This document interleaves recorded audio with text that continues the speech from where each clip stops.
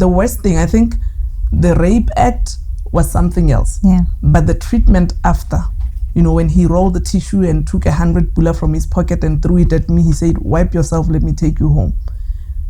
That stayed with me for a very long time. It affected my relationships over the years. It affected my connection with people and money, because every time now I looked at somebody and they wanted to appreciate me, it takes me back there. It triggers you. They're paying me. I'm being paid for what has just happened.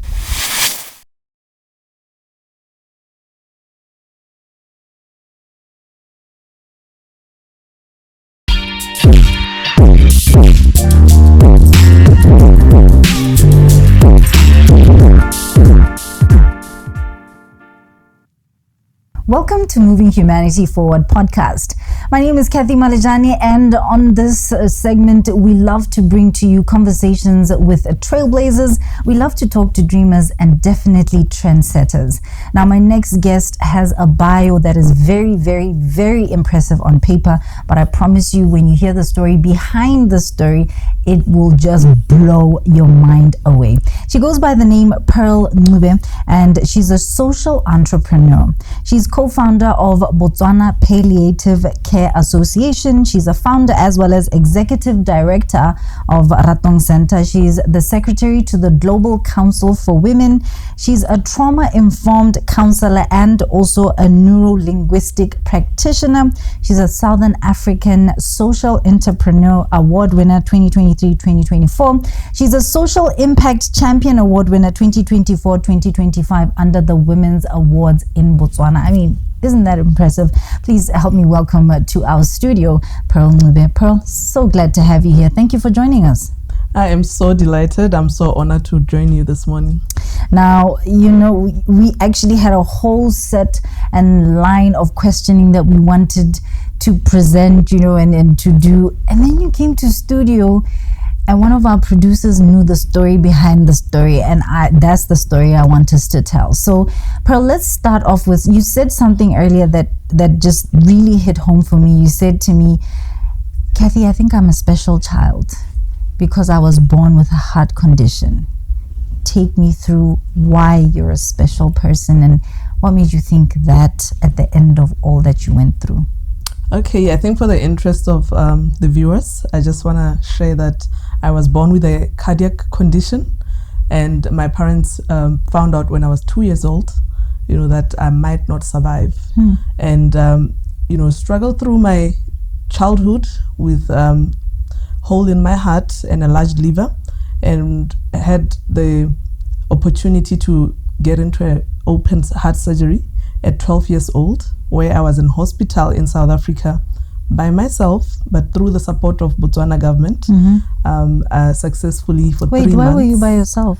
Well, firstly, because my mom was pregnant with my younger brother and couldn't travel with me. At the time? Yes.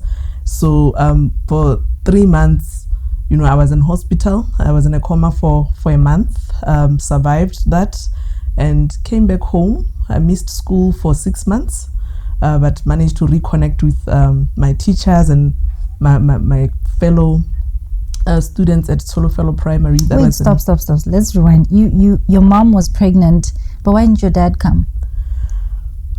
So there is a very special story I'll tell about my dad. I think, I don't want to say being a man, he had sort of this, I know he won't survive, but also I think society back then, like this was in 1995, 1996, a lot of people didn't survive when they had open heart surgery because of the lack of resources that we had in the country. And some would survive, but there were very rare cases of survival. So I want to believe that my dad at that point had sort of given up. He didn't think I'll make it through. At some point, I know my mom, would call me and I'll hear her pray and cry on the phone. But my dad would just discourage her from, calling every single day, because he thought, we need to start letting go. We need to give up. And you were 12 years old at this point in time. I was 12 years old. What is your current relationship with your father? We have a very special one, because it's not only because of my experience of having that condition. it's also other events that happened later on in life. After my cardiac operation when I was 12, I could not just gain weight. I didn't have normal development just like any other child. So I think I want to believe that somehow was sort of an embarrassment, because I was hid a lot. To him? To my family. Yes, to my family, because I wasn't allowed to be social. I wouldn't play with other kids. I wasn't allowed to be out there at social events, weddings, and other family gatherings. So where would you be at weddings and family gatherings? I'll be home with my siblings, with my older siblings. So all the children weren't allowed to be out, or specifically you? I think specifically me, but there are times where if they had no choice, they'll just go with me, but I had to sit by my mom, not, sort of move. They had to watch what I eat, watch what I do. Everyone was just so worried that if I did anything. I remember my older sister, I actually put a post on this 2 years ago on Facebook saying, I remember doing standard 7 and I was 13 years old, and my sister was making a joke. I think for her it was a joke, but she said to my friends that, Ghana, she's weighing the same as a liter of maheu, because that's what I used to have when I went to hospital. And she would laugh about it and say, oh, she once, dropped trying to lift a liter of maheu. To her, it was a joke, but, as years went on, and I told her that actually that killed my confidence, because my friends laughed about it, everyone laughed about it, and she felt good because she made a joke about it, but she didn't see the impact that it had on me. Okay, so taking us now to standard 7, take me through the school, the neighborhood, right? I've just been getting schooled about a certain neighborhood here. I think it's Broadhurst. Take me through some of the experience of growing up Kokasi, as you said. Yeah, I'm so grateful. I mean, one person would say, I don't like where I grew up. I am very grateful for the neighborhood, that made me. There's a lot of bad and also good things that came out of that neighborhood. I grew up in Broadhurst, in Piring, where everything and anything happens. Okay. When I was 15 years old, I went to a school called Motswedi, where there was a lot of, naughty kids. We tasted weed from the older students in school, and some of it was because we wanted to belong. And you can imagine a child like me, who was always hid, who didn't have many friends. I've always tried things. I've always wanted to be out there so that I can feel like I identify with a certain group, and fortunately or unfortunately, Form 3, that's when I really was in the hood. I was in the neighborhood, I made bad friends, but also because I wasn't allowed to do anything, I always wanted to be something. I met a young lady who was also auditioning for a cast and joined her in that, but within 2 weeks of that experience of the dream of one day I'll be on TV, I experienced something that was life-changing.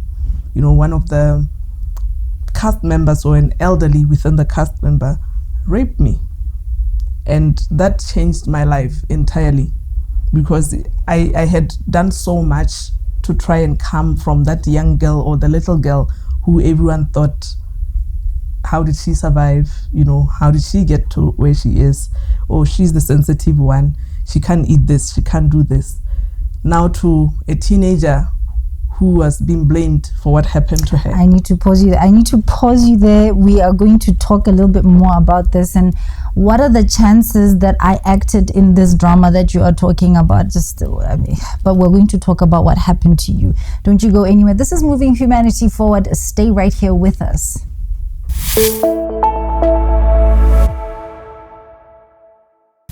Welcome back. This is Moving Humanity Forward, and this story, like I said, I believe will absolutely blow your socks away.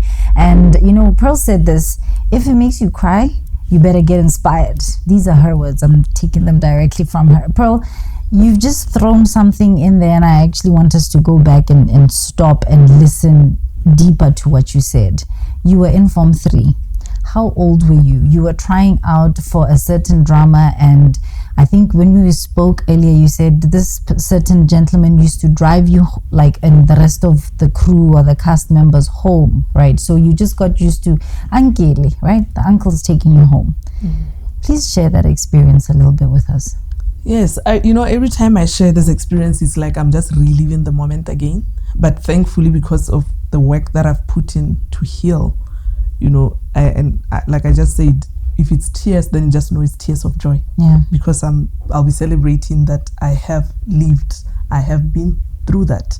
So if I recall very well, would come from school, go for the auditions, and of which my parents did not approve of it.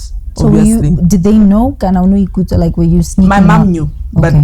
my dad didn't know. Okay. So school finished at 3:45.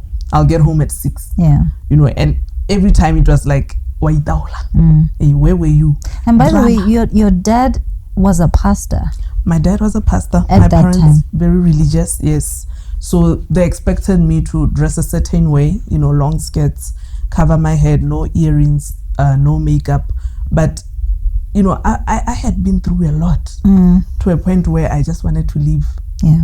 And I was like, there's a reason why I didn't die, and I have to live every single day. I don't know where that came from at such an age, but that was my motto. So you were typical. I mean, because when people talk about pastors' kids, there are those who follow that, but for the most part, it's like pastors' kids are gonna rebel. They're gonna I was so that you were one. the typical, Yes. yeah. I was told this, and I'll do the opposite. Yeah. Yeah. And I always said, if God really loved us, He would want us to live. So even the going to try out the casting or the auditioning for this particular drama, it was also part of the rebellion in a way. But your mom knew about it. My mom knew about it, but didn't approve it. And it wasn't part of me being rebellious. It was me trying to show people that I can be something. Okay. Because so I this always is Pearl who doesn't fit in, Pearl who's made fun of, Pearl who is looking for her tribe. She just wants to be accepted and loved, and what better way to do that than to be on TV? Yes. Okay. And my dream was, if I can just make it there and show people that I survived, I can do this, and I can still have life after surgery, life after trauma of the coma and all that. But yes, when this demise happened, it drew me back.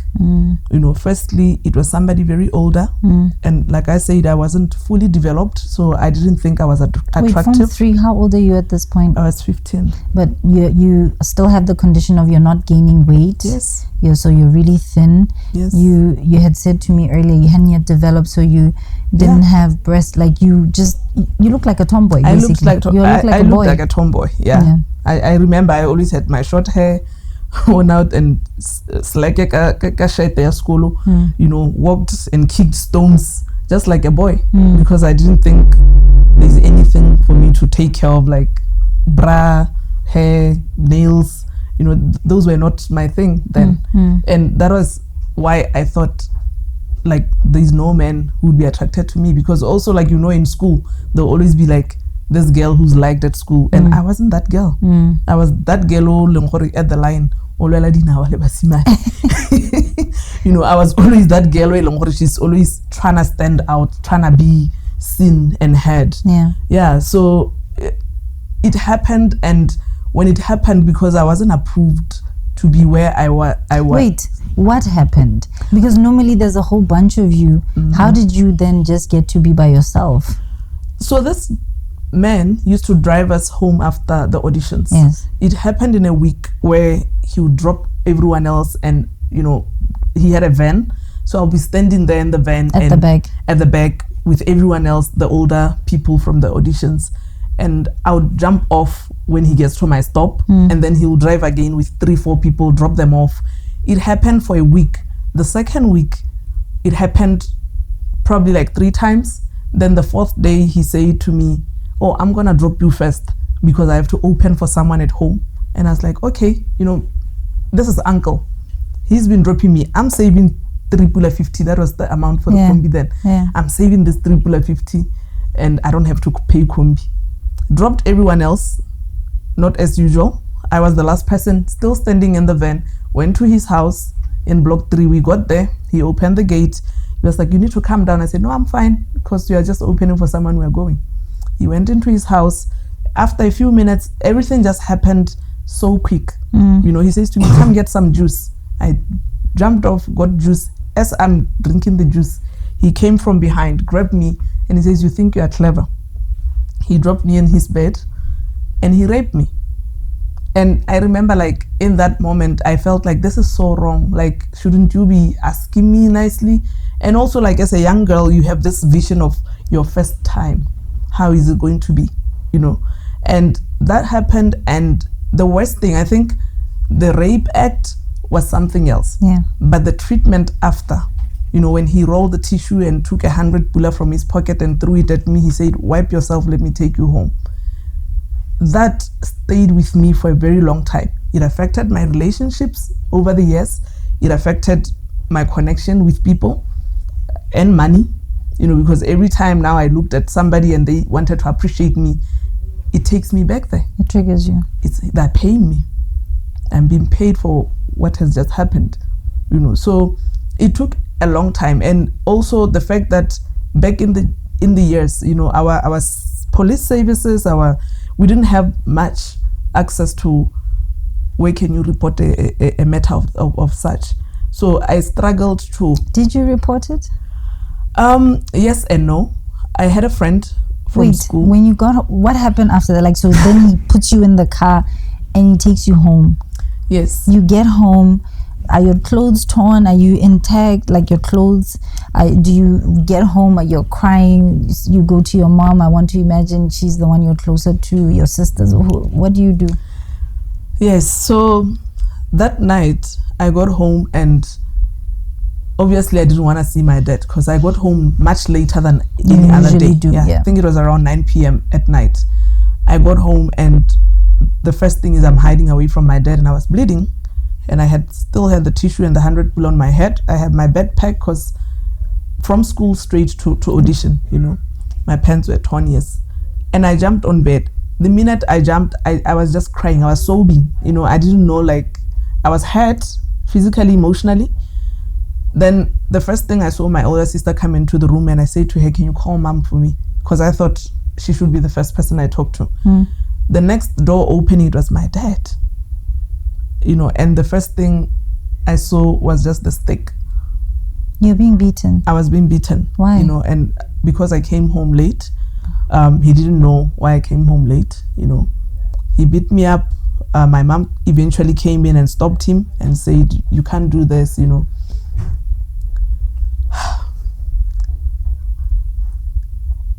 Like I said, I relive the moment every time I say it, you know. And you know, that was the time that I knew, like, he didn't like me much because as he was beating me, he kept reminding me that I told you, I'll kill you. I told you, you don't belong here. You know, and the beating, the physical pain heals, but the emotional pain stays with you for so long, like the echoing of those voices. You know, and this is happening as you are coming home from being assaulted.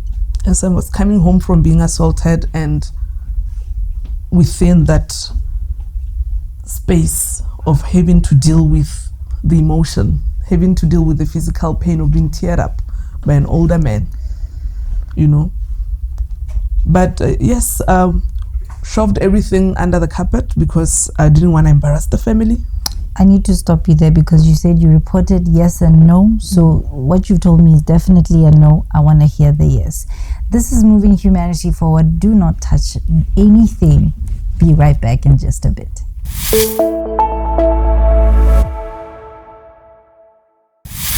This is Moving Humanity Forward. You know, sometimes you just need to pause and take a cry break. Okay, so bear with us. This is a story that, like I said to you, I believe will absolutely inspire you. And that's why when we say we're talking to trailblazers, we mean people who have lived some of what they are now working in. And when I spoke to Pearl earlier this morning, she said to me, I'm living my purpose. I'm excited for us to get to that part of the story, but the painful parts come in between now and then. Pearl, so you've shared the no part of whether you reported. Tell me the yes part. When did you tell anyone? Who was the first person you told? I told a friend. And I think... When you say friend, you mean another kid? Another who was kid. In 15, 16? Another kid. And she said to me, oh, my aunt has a friend who works at the police. And we went together and I narrated my story. But they said, we have to call your parents. I was like, no, we can't. So you didn't tell your parents? I didn't tell my parents. What about your family, your sisters, your brothers? I didn't tell them until later on in the years. So that day you went to bed, you just went to shower and you went to bed? Well, no shower. Went to hospital the next day. Yeah. Was in Marina for 2 days. You admitted for... yourself? Well, I went with my mom. Okay. Yeah. So they... my eye was a bit ripped and... This is now from the injuries. Now this is from the injuries, has nothing to do with the rape. Yeah. So your mom didn't know when she went with you? She didn't know, because every time I wanted to tell her, I thought she'll be more mad and she'll probably tell dad and I'll get more beatings. Yeah. And I don't know, like the child in me said, maybe they know that's why I'm getting beaten hard. And as time went on, went to see this my friend's aunt's friend who's a police who sort of guided us through to say this is the process, but she took it upon herself. She understood that I come from a very strict family and they condone all these things, and my dad is a pastor and I don't want to embarrass him in the society. So we took a drive to this guy's house. I was still with my friend at the back, my aunt and her friend who's a police officer. We went there, they approached him, they asked him, and he denied it. And he says, I've never seen her. And the funny thing is, that time I couldn't even speak. I was so numb. I was so numb. I just looked at him like that, and to a point where they thought I was lying too. And a couple of weeks ago, I meet this guy in town, at the bus station, and he says to me, I can take care of you. I can give you money to make braids and look like a girl. I ran for my life. And that was the last time I saw him. And eventually this lady was like, you need counseling. And we didn't have a lot of counseling services then. Our social workers and all that. Yeah. But I started joining associations in school. I was a PACT member at school, and it helped me because we were teaching other kids about HIV/AIDS, and I was very close to the guidance and counseling teacher. I opened up to her. And since then, she walked me through also, and she's like, we need to tell your parents sometime, I said, I'm not ready. Firstly, it was, I'm not ready to embarrass them. It wasn't about, I'm not ready to talk. I'm not ready to embarrass my parents. So it was ingrained in you so deeply that, especially now with the childhood, you were being hidden, and now, oh my goodness, like this pastor, this family that everybody looks up to, if I talk about this. And there's a stigma that's attached to, especially rape. I want to believe 20 years ago it was way worse than what it is now. It was because back then, like, I would see, even on TV, if a woman is raped, what did she do? She went out. What was she wearing? What was she wearing? And obviously, like me wanting to be on TV, they thought, that was my thought, like they would probably think that I have an act where I'm naked or attracting a man. So it took a long time. But fast forward that, the time I did tell my parents, because another incident had happened where, somebody attempted to rape me, and I felt this is enough. But eventually when I told my parents, my father said something that made me have the strength that I have now. He says, you are better, you are raped. I provided for you. You had food in the house. You had an education, you had a uniform. All you had to do was be a good child. But you decided to go out in the streets. So never spoke about it. Similar to the victim blaming that you've just mentioned. So meaning it's your fault you got raped because you had everything at home. Why did you go out? Yes. You should have just stayed in the house. Yes. So then I knew I'm on my own. How old are you at that point? I think that I was like 17, 18. Yes. And I How many years after the rape? That was 2.5 years after the rape. And then I started being rebellious because I wasn't really a rebellious child. Yeah. Having to deal with the trauma every single day, you know, and the trauma of being a child with a condition, you know. I started drinking. I was out in the streets. I started smoking. Okay, this is what form are you in? I was in Form 4 now. You're in Form 4, which means you're supposed to write your O-level exams the following year. The following year. So instead of doing that, you've had about 2 years of just trauma. You have not dealt with the incident of the rape. You have not really told anybody, gotten any closure, done any real work on it. Yeah. So I want to believe it's only a matter of time before you actually, like you said, start rebelling, start acting up, and you did. Yes. You stopped going to school? I didn't stop going to school, but I was expelled. Oh. From school. Yeah. Why? I'm a high school dropout. Why? You know, I was going to Habani private school, and obviously parents pay. So it happened that every Friday school was half day, 1 o'clock. Instead of coming home, we'd go drinking. So I got so addicted to that lifestyle or the habits that I had created with my friends that at some point we used school fees money to have fun. And when I got home, you know, everything was fine. Stayed in school for another 2 weeks. Nobody knew. Letters were coming. I would hide them. They stay in your bag. They don't make it home. They never made it home. But eventually, the school called. And I went to school. The next day, my parents were in school. And I was called to the staff room and they said, "You haven't paid." And I said, "No." You know, I came up with all sorts of stories. And I truly, truly thought that someday I'll be able to make it up. I don't know how. I thought I'll sell maguinya or something at school, sweets, to pay it up. Because I really, really wanted to be in school. Yes, but I was expelled. And that's the day that my dad kicked me out. Of the house? Of the house. How old are you at that point? I was 18. He kicked you out of the house? He kicked me out of the house. For a couple of days, I was just sleeping at friend's house, you know, that I schooled with, and then ended up staying with an aunt. You know, I thought my dreams shattered then, you know, because I knew what I wanted to be. I knew that there's something that can come out of me. What did you want to be at that point? Because at some point you wanted to be on TV. Did you still want to be on TV? Yes, I was raised having TV at home, so I used to watch a lot of opera shows. I thought me being on TV was for change, and then through my experience of having a cardiac condition, I wanted to be an advocate for children. But like as where I am now, I see that everything has just like sort of connected, because when I was like 18, then I wanted to be a psychologist. Okay. Yes, I was like, I want to be a psychologist. You know, I want to speak to other kids who've been through this rape thing and being beaten, being hated and all that. I wanted that. But it was then when I thought I'll never be what I wanted to be. And because I've just had to drop out of school. Yeah. And so you end up living with an aunt. Is this your mother or? That's my dad's father's niece. Okay. My your dad's niece. Yeah. Okay. And I did a hairdressing course, which I didn't like. But I did it because I didn't want to just linger around. And do nothing. And that's the time where I thought the street wasn't good for me, because I was now addicted. You know, to what? To weed. Drugs? You know, I would not have money for alcohol, but I'll hang out at the bars. And I thought, I don't want to go through the same thing of a man having to pay me, you know, just to satisfy him so that I can also be satisfied.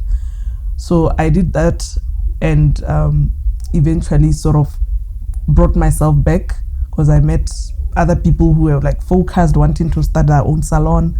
It wasn't my thing, but I still went through it. So you can do my hair? No.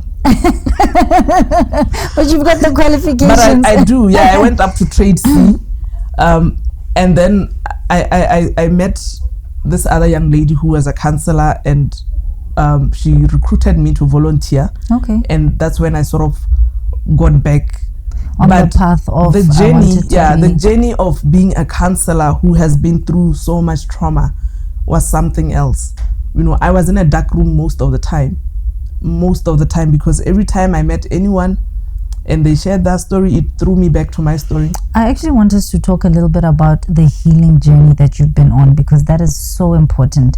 You mentioned earlier that, you know, that incident actually ruined so many relationships, and earlier you also talked about how you were married at some point, so I want to talk about that. But now, when your husband gained weight, something about that stomach, right, that reminded you of that incident, that man.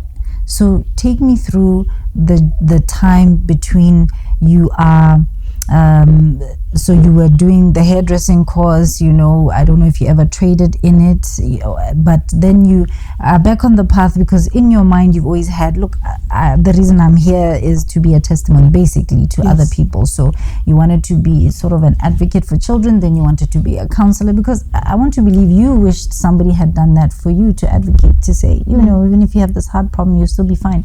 Even if you had these issues, you'll still be fine. But you don't just wake up and do that. You have to heal first before you can do it. How did you heal? When did you get to the point of now you're getting married? Take me there. You know, when did I heal? It's a very challenging question to attempt, because I'm still in the process of healing. Yeah, no, I mean the steps as you started. I really fully engaged in myself, or which I normally say to people, like, if you don't give it 100%, nobody else will. You know, so healing, it's something that is you have to be intentional about yourself. You have to really take it upon yourself to do the work. Yeah. You know, so it included me. I was once, like, back in church, a youth leader, you know, prayer warrior, and everything that I have done. I mean, I'm not religious right now, but everything that I went through and I have done to heal has contributed positively. And I look back now, and I just thank myself for not giving up on myself, you know, because healing, it takes a long time. What were the first things that you did? Like the first practical steps? You met this person, she says, let's counsel. You get into the room, you start crying. Okay, that means you need to do something. What is that something? That something was speaking out. To a counselor? To a counselor, sharing my story like what I'm doing now, you know, and there was something powerful about sharing my story. Because at first, like 20 years back, I would talk and tear up, and stop talking and just cry the whole session. You know, and I realized that every time I shared, you know, I would cry, somebody else cry, but eventually we hug, and there's this energy of you're doing well, you know, you're doing great, keep pushing. And eventually I studied counseling. I think I started with HIV counseling. I did couple counseling. And every step that I did, you know, I would meet somebody who'd just inspire me, who'd mentor me throughout my way, you know, to a point where I started yoga and meditation. And how I started yoga and meditation, I was on an attachment, and there was a lady from a newspaper, the Voice newspaper, who came for a session. And because I had a very good conversation with her, she gave me a voucher. She's like, would you like to come? Because the Voice newspaper is supporting this art of living, and they're doing yoga. I was like, yoga, what is that? But I gave it a try. I went, and this was in 2015, and I never stopped. Yeah. You know, and I realized that it's something that it helped me to be calmer. It helped me to accept everything that has happened to me and not try and fight it. You know, because all the time, like, I was trying to fight what my head is telling me. I want to know what year this is and how you're sustaining yourself through this journey. So I started yoga and meditation in 2015. And this is the same year I met my ex-husband. And, you know, fell pregnant. Wait, how were you sustaining yourself? Were you still staying with your dad's niece? No, eventually I moved out. I moved out. I actually moved to Francistown to work for Youth Health Organization, YOHO, popularly known as YOHO. And then when I got back, I did my diploma in social work, and I managed to rent out a room, stayed with friends, and I started working for NGOs, different NGOs then. And each NGO that I worked with, I started like elevating myself, you know, getting to know better about myself, getting to know better about what I got a clearer picture of what I want to be and what it will take for me to be what I want to be. So then you meet your now ex-husband, 2015. Where do you meet him?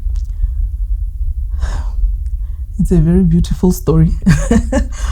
But I was working for a hospice as a counsellor, doing palliative care, and I had traveled, to United Kingdoms for a benchmarking trip.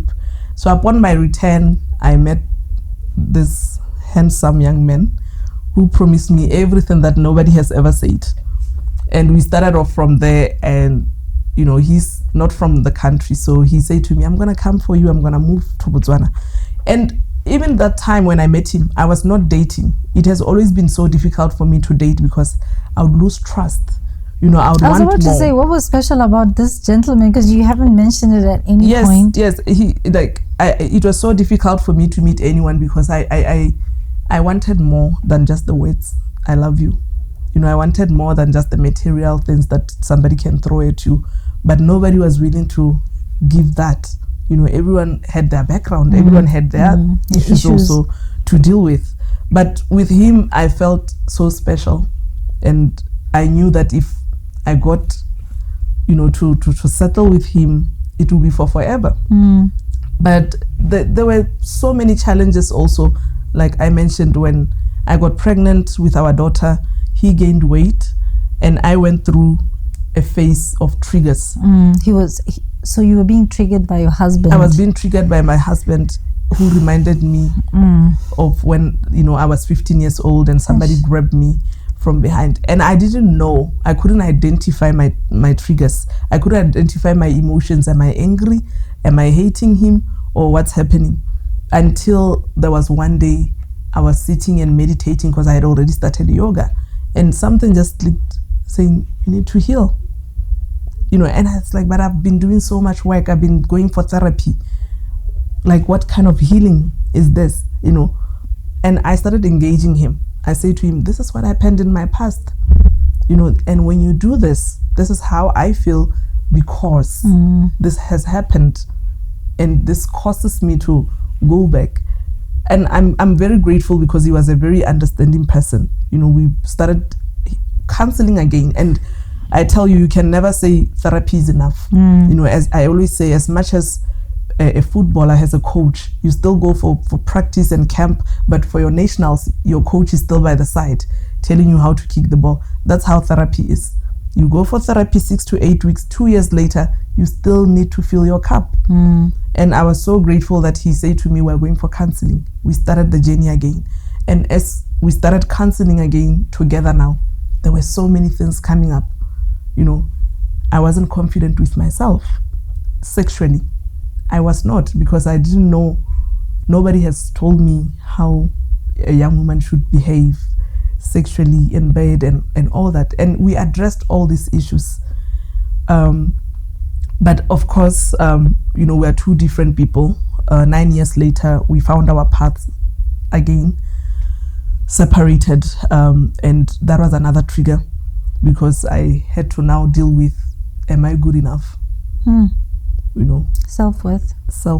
And when we were going through separation again, he threw glimpses of reminding me of, this is why men always treated you this way. And I had to do a re-healing job again. So that's why I'm saying, to answer the question of when did you heal, it's an ending. You're still healing. I'm still healing. Because every single thing that we meet in life, it will keep reminding you. It will keep triggering you. And you will see with your reaction if you actually healed or you still need to do more work on yourself.